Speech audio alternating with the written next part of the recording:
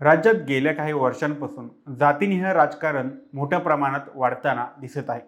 लोकशाहीमध्ये सर्व समाज घटकांचा समावेश व्हावा ही अपेक्षा असते, पण प्रत्यक्षात निवडणुकीचे राजकारण डोळ्यासमोर ठेवून वेगवेगळ्या जातींना खुश करण्याच्या घोषणा केल्या जातात आणि त्या घोषणा बहुतेक वेळा फक्त कागदावरच राहतात.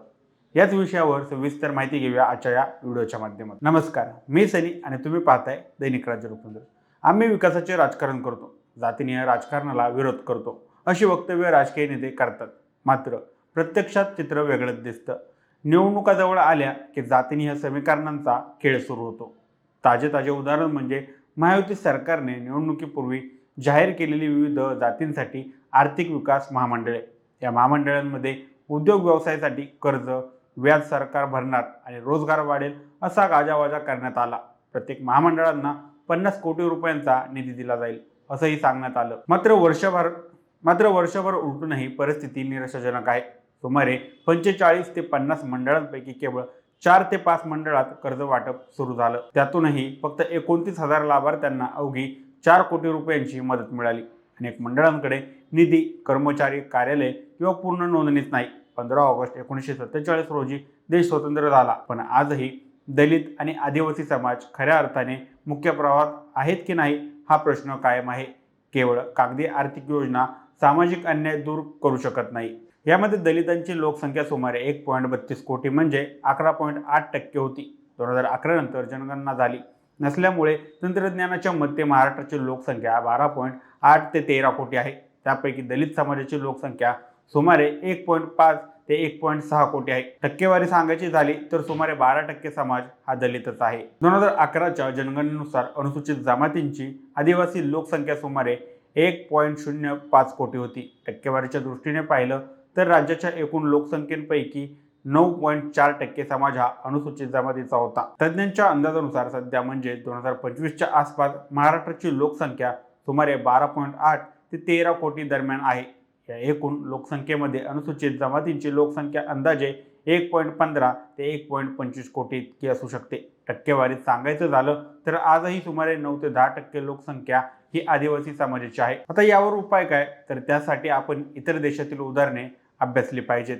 भारताबाहेर अनेक देशांनी ऐतिहासिकदृष्ट्या वंचित खालच्या स्तरावर ढकललेल्या गेलेल्या किंवा दीर्घकाळ भेदभाव सहन करणाऱ्या समुदायांना मुख्य प्रवाहात आणण्यासाठी महत्त्वाची पावले उचलली आहेत.